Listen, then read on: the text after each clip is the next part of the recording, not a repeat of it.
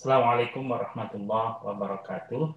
Waalaikumsalam Waalaikumsalam warahmatullahi warahmatullahi wabarakatuh. wabarakatuh. Yang saya hormati Pak Teddy, Pak Kang Jaka, Kang Hussein, Ustadz Rusli, dan Mas Ari Wibowo, serta teman-teman semuanya. Alhamdulillah pada malam hari ini kita bisa bertemu dan silaturahim untuk ngobrol-ngobrol santai Pak Hussein ya, tentang aspek syariah terkait praktek bisnis kontemporer. Nah, yang malam hari ini kita akan bedah terkait multi level marketing yang tadi Mas Ari Wibowo sudah menyampaikan. Saya rasa baru 10 menit Pak Ari ya. Ya, sebenarnya dari sisi tasawur, deskripsi, narasi belum cukup memahami saya apa yang dikehendaki oleh sistem multi level marketing yang ditawarkan oleh Mas Ari tadi itu. Tapi tidak masalah, saya kira pola-polanya hampir sama dan perlu kami sampaikan nih Mas Ari ya. Saat ini sudah ada 10 multi level marketing yang mendapatkan sertifikat dari Dewan Syariah Nasional Majelis Ulama Indonesia.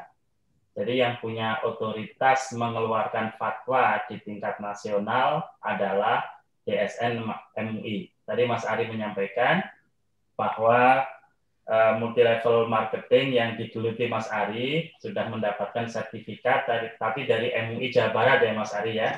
Betul, ada 3 MUI Ustaz. Ya, kebetulan ya. 2 tahun yang lalu seingat saya ini juga menjadi pembahasan di tingkat nasional Mas Ari ya. Oh ya. Apakah MUI daerah berwenang atau tidak mengeluarkan sertifikat kesesuaian syariah?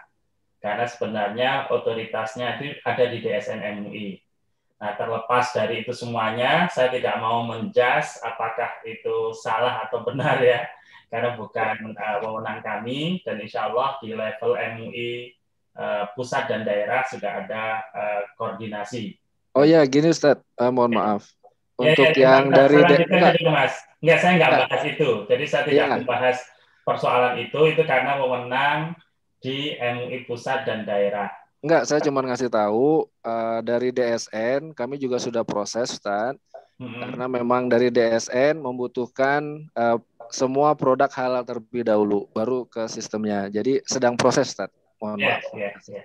Jadi intinya itu Mas Ari ya, bahwa kalau nanti ditanya apakah ini sesuai dengan fatwa DSN atau tidak, yang jelas sampai hari ini multi level marketing yang Mas Ari sampaikan tadi belum pernah dibahas di DSN MUI, hanya dibahas kasus pemberian fatwa oleh MUI Jawa Barat saat itu ya. Dan waktu saya ikut acara tingkat nasional di Bangka Belitung, waktu itu sempat juga disampaikan banyak MUI daerah yang mempertanyakan. Nah, tentu saja DSN MUI menjawab bahwa kami tidak tahu karena itu bukan di luar tanggung jawab DSN MUI ya Mas ya, bahwa ada MUI yang mengeluarkan ya MUI daerah lah. Nah, kemudian ketika Rakernas MUI juga sempat dilakukan pembahasan. Nah, terlepas dari semua itu Mas Ari Wibowo maksudnya ya, saya tidak menilai apakah produknya sesuai atau tidak, karena memang kami juga belum melakukan audit. Kebetulan saya salah seorang auditor untuk multi level marketing ya, beberapa multi level marketing, meskipun tentu saja banyak juga multi level marketing yang ketika diaudit begitu sudah keluar hasil auditnya berbeda itu Mas Ari ya, sehingga kadang apa yang ditampilkan di website dengan proposal aplikasi yang disampaikan ke DSN ada perbedaan-perbedaan. Karena itu tidak menutup kemungkinan DSN MUI setelah mengeluarkan sertifikat itu juga mencabut kembali sertifikat multi level atau meninjau kembali atau meminta dihentikan. Nah, itu juga sudah ada beberapa kasus.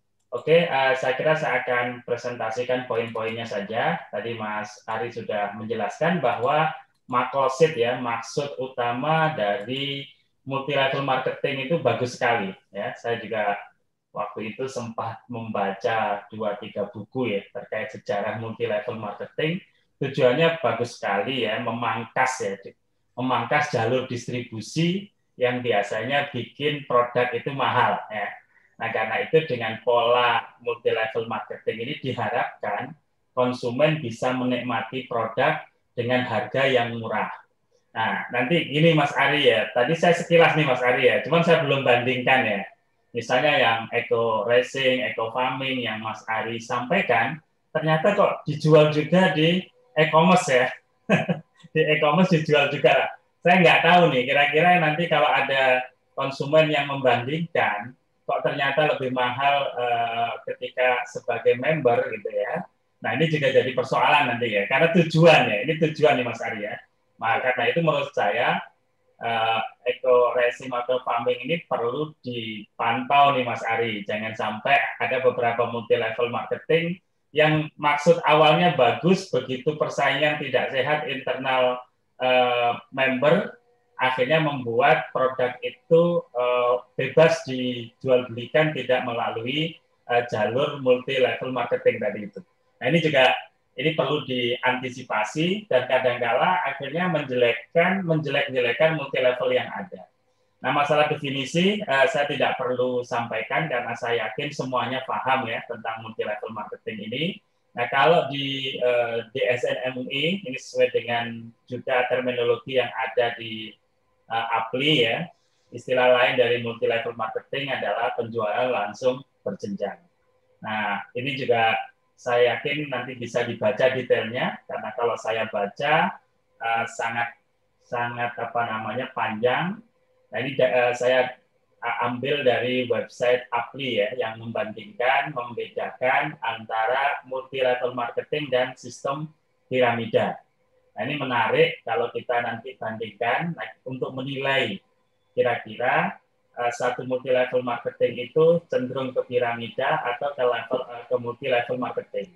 Nah tentu saja kalau Mas Ari tadi sudah menceritakan bahwa multi level marketing yang Mas Ari teliti ini sudah mendapatkan keanggotaan dari APLI ya, biasanya sudah dilakukan proses audit.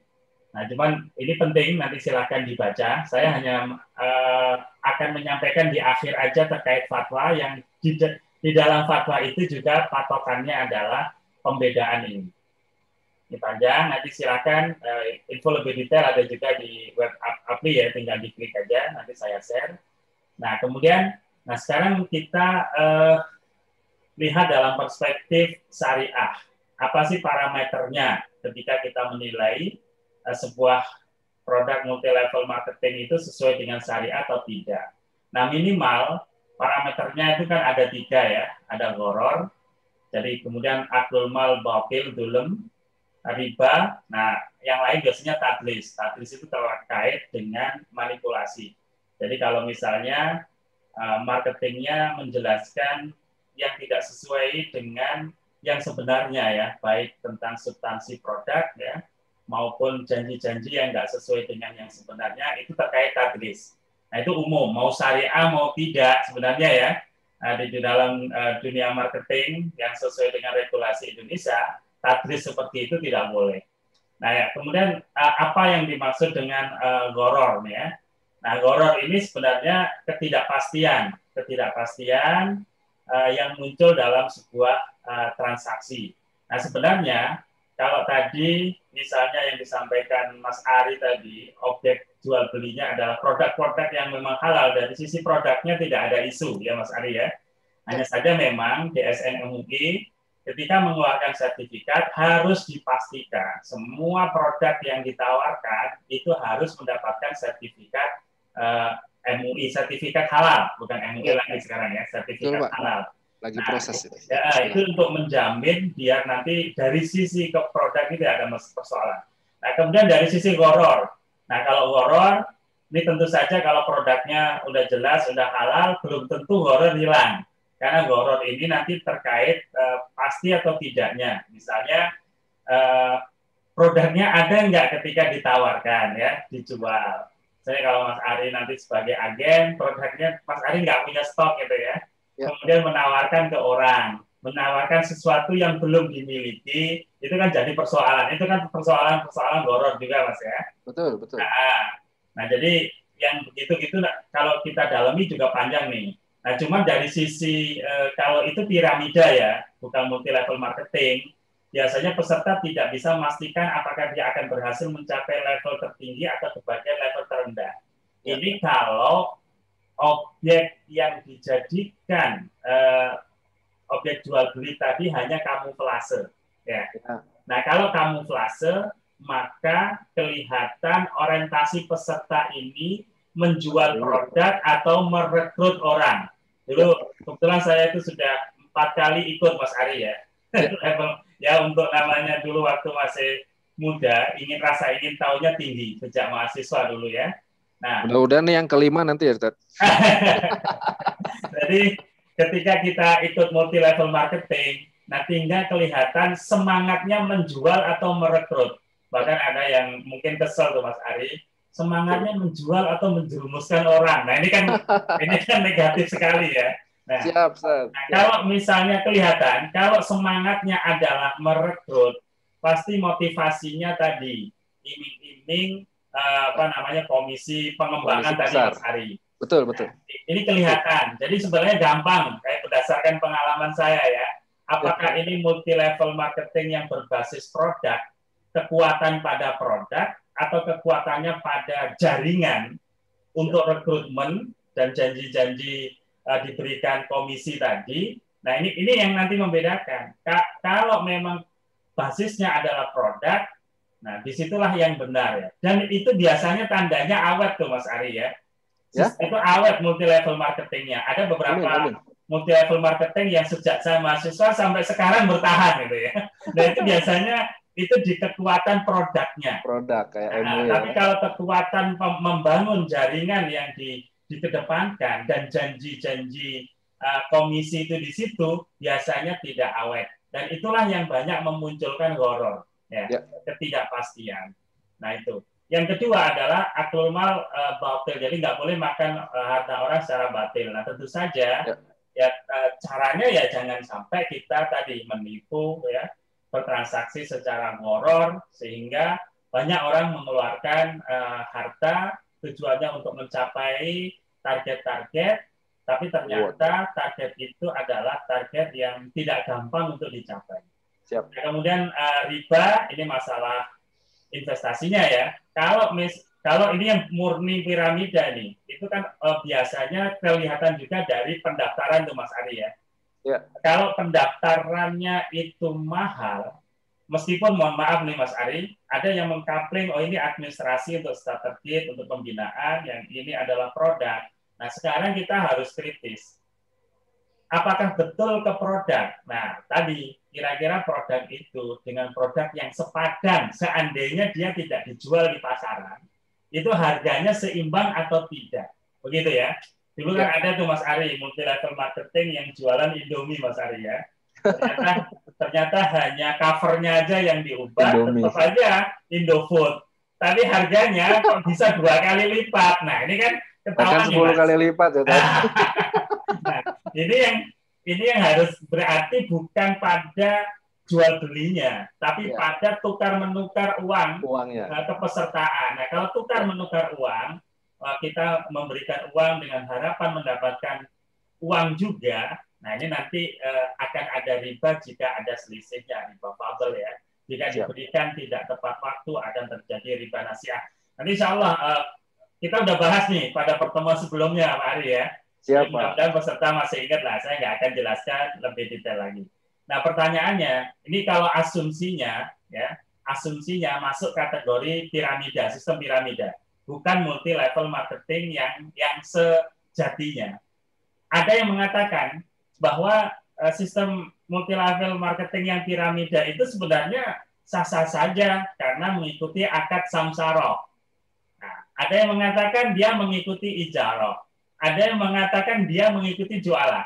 Nah ini saya ambilkan dari beberapa tulisan yang berbahasa Arab ya oleh Mas Sayyid di Syekh di Timur Tengah itu yang mencoba untuk menganalisa dia. Nanti sebelum saya sampaikan fatwa MUI. Nah samsaroh sistem makelar itu dikenal di dalam syariat juga ya.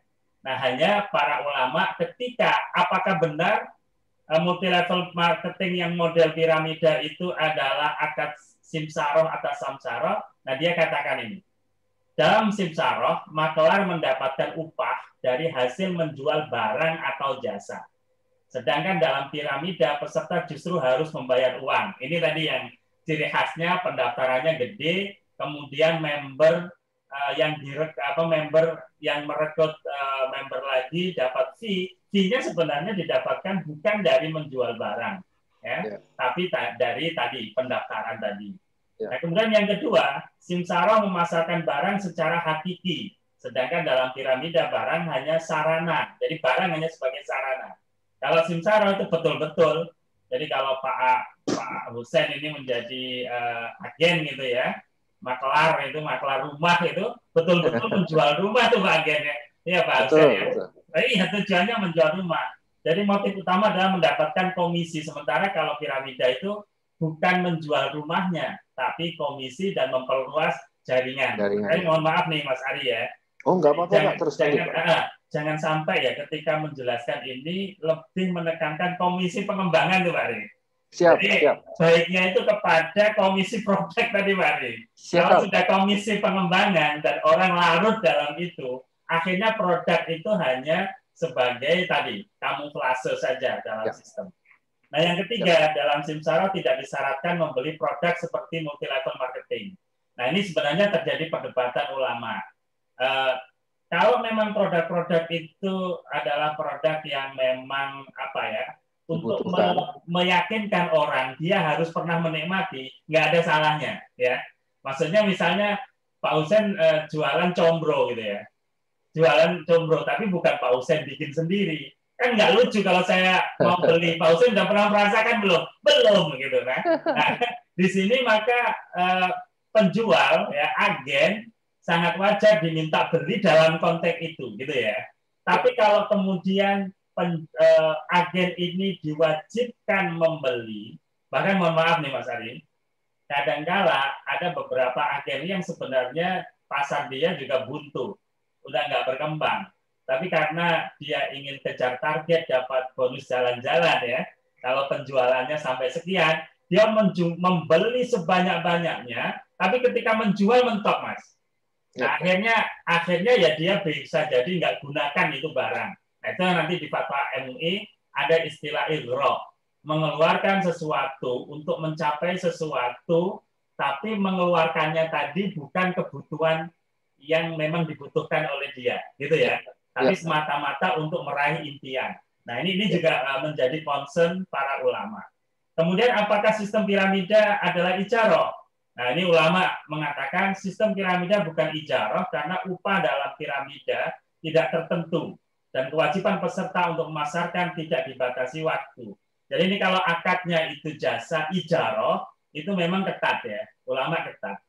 Pertama, ya harus jelas berapa nanti fee-nya, mau berhasil mau tidak ini Mas Ari, kalau akadnya ijarah ini. Yang kedua, waktunya juga harus jelas. Oleh karena itu, kalau ada yang mengatakan ini model akad ijarah tidak tepat.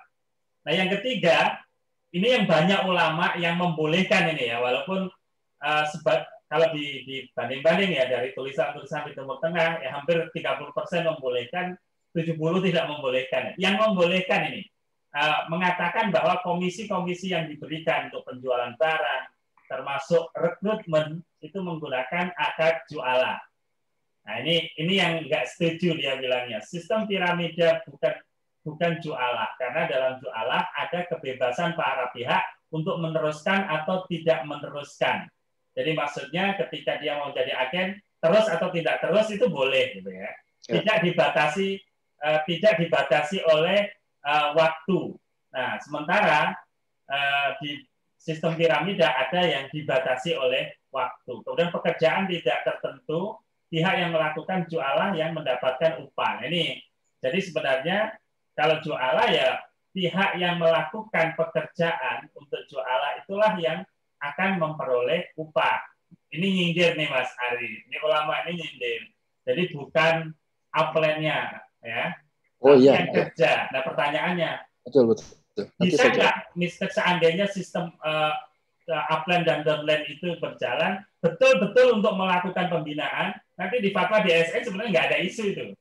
Asal betul-betul berfungsi membina, menjelaskan produk, bukan pasif income gitu Mas ya. Nah, biasanya kalau sistem di piramida itu menggunakan proses pasif income. Nah, fatwa DSN MUI alhamdulillah sejak tahun 2009 fatwa nomor 75 itu sudah ada ya tentang pedoman penjualan langsung berjenjang berdasarkan prinsip syariah. Ini saya kira nggak perlu saya jelaskan definisi-definisi ini karena insya Allah sudah paham semuanya. Komisi, bonus nih ya. Jadi kalau komisi itu ini yang penting ya. Kalau ini definisi versi DSN Mas Ari ya. Siap. Nah, ini dulu koordinasinya waktu itu dengan APRI ya.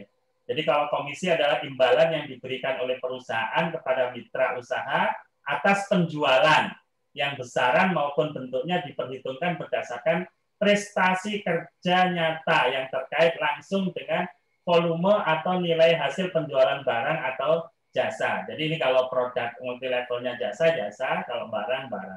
Kemudian ada bonus. Bonus adalah tambahan imbalan yang diberikan oleh perusahaan kepada mitra usaha atas penjualan karena berhasil melampaui target. Jadi misalnya tadi bonusnya umroh, bonusnya haji gitu ya. Kalau dia memang berhasil menjual barang melampaui target. Nah ini ighra, ini tadi yang saya sampaikan tadi. Ighra adalah daya tarik luar biasa yang menyebabkan orang lalai terhadap kewajibannya demi melakukan hal-hal atau transaksi dalam rangka memperoleh bonus atau komisi yang dijanjikan. Jadi mohon maaf nih, biasanya kalau kita ini memang tergiur oleh iming-iming marketingnya bahwa kalau bisa menjual sekian akan dapat jalan-jalan ke China ya, kalau syariahnya ke Mekah, ke Madinah, umroh atau ziarah-ziarah spiritual dan lain-lain. Nah, pertanyaannya apakah itu dilakukan dengan kewajaran atau ketidakwajaran? Tadi indikasinya ya. Kalau dia sebenarnya nggak butuh barang tapi hanya ingin mencapai target, akhirnya dibeli juga. Nah, itulah namanya ighra. Akhirnya yang nggak dibutuhkan juga ya dia beli. Nah, ini ighra.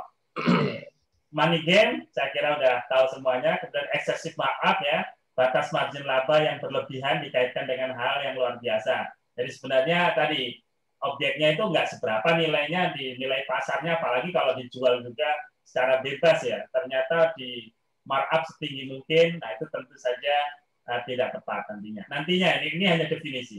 Kemudian ada member get member, strategi perekrutan keanggotaan baru PLB yang dilakukan oleh anggota yang telah terdaftar sebelumnya. Jadi tadi kalau Mas Ari menjelaskan ada skema ini ya untuk pengembangan tadi kan, misalnya Anda merekrut A, merekrut B, kemudian B, A merekrut lagi. Nah itu member dan member. Nah ketentuannya seperti ini, ketentuan yang ada di fatwa ya, bahwa praktek PLBS ya prinsipnya boleh, tapi harus memenuhi ketentuan sebagai berikut. Ya, boleh, tapi harus memenuhi ketentuan sebagai berikut. Yang pertama, ada objek transaksi real yang diperjualbelikan berupa barang atau produk jasa. Jadi real, ada produknya real. Ya kalau tadi misalnya ada produk pertanian, ada produk minyak ya, dan lain-lain ya. Nah itu ada produknya. Kemudian yang kedua, barang atau produk jasa yang diperdagangkan bukan sesuatu yang diharamkan. Makanya Mas Ari juga tadi sudah sampaikan ya Mas Ari, bahwa produk-produknya ya disertifikasi oleh MUI dan termasuk DSN hanya akan mensertifikasi kalau dipastikan semua produknya telah mendapatkan sertifikat dari Majelis Ulama Indonesia saat itu ya. Nah, sekarang dari Kementerian Agama. Yang ketiga, transaksi dalam perdagangan tidak mengandung gharar, maisir, riba, dharar, zulm, maksiat. Tadi sudah saya sampaikan. Nanti juga di bawahnya ada perinciannya. Kemudian yang keempat, tidak ada harga biaya berlebihan, excessive markup, sehingga merugikan konsumen karena tidak sepadan dengan kualitas manfaat yang diperoleh. Jadi karena memang dipaksa oleh sistem yang boleh jadi barang atau jasanya nilainya sebenarnya kualitasnya biasa saja, tapi kemudian dijual dengan harga yang mahal karena tergiur oleh iming-iming.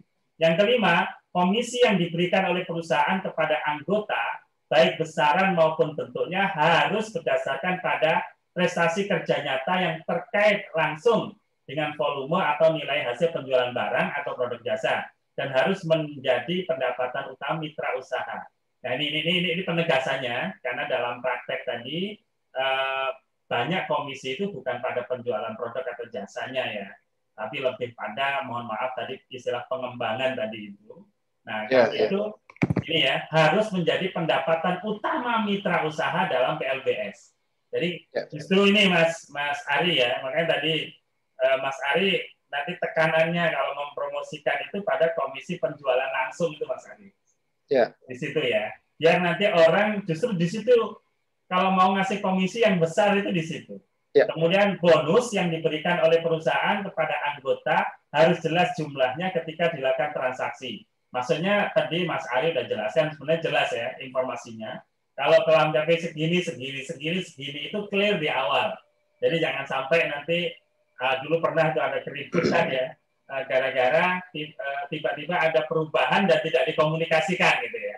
Jadi ketika sejak awal harus jelas, ketika ada perubahan juga harus dikomunikasikan kepada seluruh member.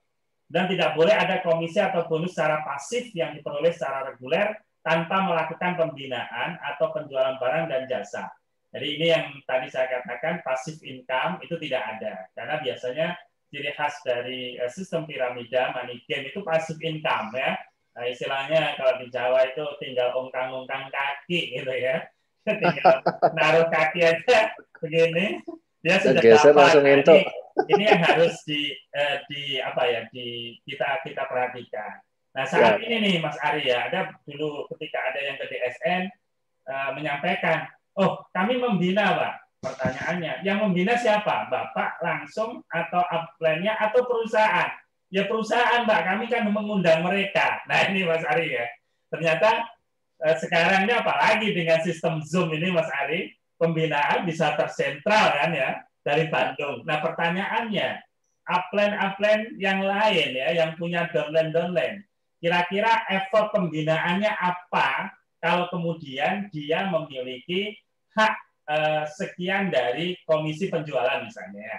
Nah ini harus diperjelas. Kemudian pemberian komisi atau bonus oleh perusahaan kepada anggota tidak boleh menimbulkan igrok. Nah ini yang penting nih. Ini memang subjektif, tapi setidaknya kita bisa merasakan ya apakah janji akan memberikan komisi dan bonus itu membuat member melakukan sesuatu yang irasional tadi itu Mas, yang sebenarnya dia nggak butuh, atau dia melakukan manipulasi dalam rekrutmen member yang lain karena ingin mencapai. Nah ini kan sering kali ya di perusahaan juga nih Mas Ari ya, gara-gara kepala-kepala cabang itu ditarget oleh perusahaan harus kinerjanya segini. Ya, kalau misalnya dia jualan harus mampu menjual dengan volume segini, kalau enggak awas lo gua pecat misalnya ya, atau gua turunin tuh gajinya.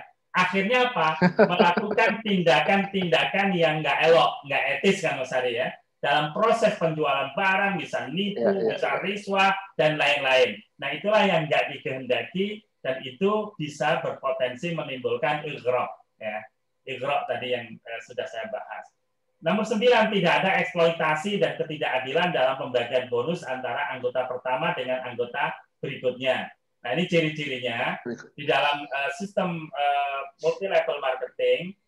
Memang pembinaan penting pembinaan. Bahkan Mas Ari ada itu hadisnya itu, man sanna sunnatan hasanatan ya. Siapa saja yang menunjukkan jalan kebaikan maka dia akan mendapatkan bagian darinya. Nah, upline ke downline ini bisa jadi bagian dari kerja hadis itu ya, terapan. Tapi jangan sampai kemudian yang downline ya yang paling bawah akhirnya terdolimi. Nah ini cirinya nih. Kalau itu yang bekerja biasanya multi level marketing ini nggak bakalan bertahan paling lama 3 tahun udah berhenti tuh. Nah ini nanti yang Mas Ari tadi tawarkan nanti kita uji dalam sejarah Mas Ari ya. Apakah akan bertahan terus? Kalau bertahan, biasanya kekuatan itu ada pada produk. Nah, itu juga perlu kita lihat. Nah, berikutnya adalah sistem perekrutmen keanggotaan, bentuk penghargaan, acara seremonial yang dilakukan tidak mengandung unsur yang bertentangan dengan akidah, syariat, akhlak, syirik, kultus, maksiat, dan lain-lain. Nah, ini Mas Ari dulu saya pertama kali ikut multi level marketing itu kan, Oh, ada seremonialnya yang joget-joget. Insya Allah kalau Mas Ari tadi klaim syariah, nanti seremonialnya nggak ada yang joget-joget, minum-minum gitu Mas Ari ya. Yang hura-hura. Insya Allah, Nah, insya Allah. itu mudah-mudahan terjaga ya. Karena saya lihat di beberapa level marketing itu yang ditunjuk-tunjukkan di gambar. Kalau kamu nanti bisa ke Cina, wah, kamu akan ke tempat-tempat wisata. Wah, gambarnya yang menarik buat Pak Husen yang masih muda, gitu kan ya. Bisa menghilangkan hafalan ya, Ustaz. Iya, itu udah hilang, error langsung Pak Husen. Nah, kemudian yang ke-11, setiap mitra usaha yang melakukan perekrutmen keanggotaan berkewajiban melakukan pembinaan dan pengawasan. Ini, jadi maksudnya fatwa DSN ini tidak melarang nih, Mas Ari ya, model komisi pengembangan tadi nggak dilarang, Mas. Ya. Tapi kalau adanya sistem adanya upland, downland, itu betul-betul memang membina ya, mengawasi, mengkoordinasikan, dan disitulah sebenarnya nanti akan menjadi kekuatan ya, kekuatan sistem dalam proses penjualan. Nah, kemudian tidak melakukan kegiatan money game. Jadi ini sudah standar dan tadi sudah saya contohkan. Nah, kalau akad-akad sebenarnya banyak, nanti insya Allah kita dalami sendiri ya kalau akad-akad ini. Artinya ya kalau misalnya menjual barang, ya biasa jual beli biasa gitu ya. Kalau jual belinya disebutkan modalnya nanti murabahah. Nah, ketika dia hanya sebagai agen untuk menjualkan, nanti akadnya bisa ijaro, bisa jualah, bisa wakalah. Nah, apa bedanya masing-masing? Nah, ini skemanya, ini ringkasannya ya. Jadi ada ijaro, jualah, samsaro, wakalah, bil ujro. Akad-akad syariah bisa dipenuhi. Nah, sebenarnya gampang kalau mencarikan kesesuaian akadnya yang pas apa gitu ya.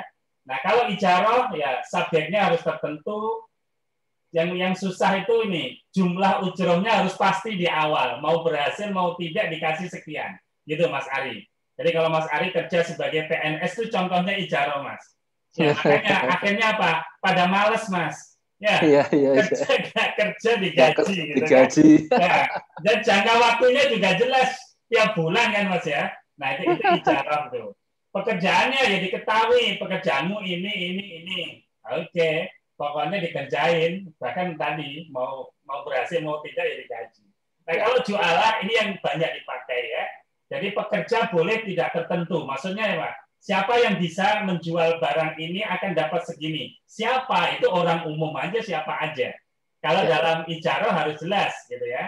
Kalau jualan, siapa aja yang mau ikut gitu. Kemudian yang kedua, objeknya jasa. Kalau jualah ini adalah jasa penjualan gitu ya. Kemudian pasti bentuknya diberikan jika berhasil. Nah, ini fee-nya, komisinya hanya diberikan kalau berhasil menjual. Nah, seandainya PNS itu ada target, kalau mencapai target dibayar, kalau enggak, itu akadnya pindah jualah. Nah, kemudian tidak dibatasi, maliki dibatasi. Maksudnya waktu mengerjakan tidak dibatasi waktunya. Yang penting adalah outputnya. Nah, itu nanti jualah. Tidak diketahui dan tidak terukur pekerjaannya. Bagaimana cara mengerjakan? Nggak dipastikan. Harus diketik atau apa? Harus melalui media sosial atau apa? Nggak penting.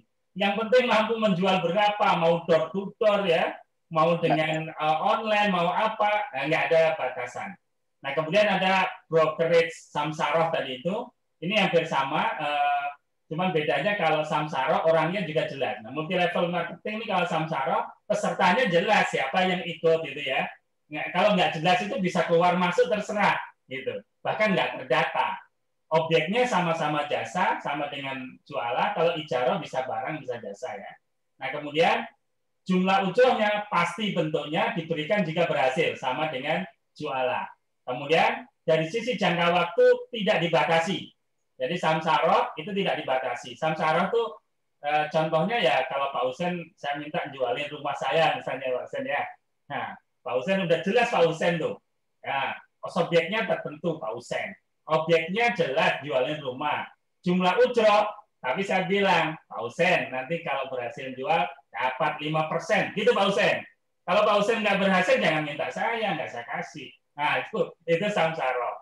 Kemudian jangka waktu, saya nggak batasi hanya setahun ini Pak Husen. Pokoknya silahkan Pak Husen kapanpun, ya, kalau nggak bisa jual tahun ini, ya tahun berikutnya. Tapi orangnya udah jelas tuh, hanya Pak Husen. Kemudian pekerjaannya diketahui dan terukur. Artinya Pak Husen udah nyampein ke saya bahwa saya akan melakukan cara ini Pak. Ya, itu ya. Kemudian nanti ada wakalah bil ujroh, sama tertentu, bisa jasa, bisa investasi, pasti di awal. Nah ini kalau wakalah bil ujroh ini sama dengan ijaroh ya.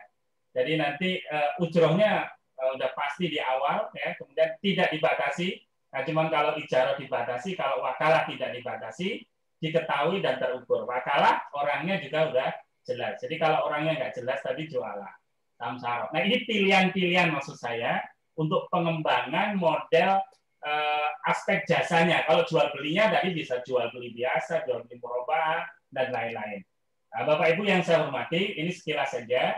Ini daftar PLBS yang sudah terdaftar di DSN MUI, dapat sertifikat beserta tanggal kedaluarsa, nanti bisa dicek di website DSN ya. Ada PT Nusa Selaras Indonesia ya, kemudian PT Millionaire Group Indonesia, ada PT Keling Nusantara, PT Armenerica Farmasi. Nah, Armenerica dulu yang umroh dicabut karena dalam prakteknya nggak benar. Nah, sekarang dia mengajukan lagi farmasi.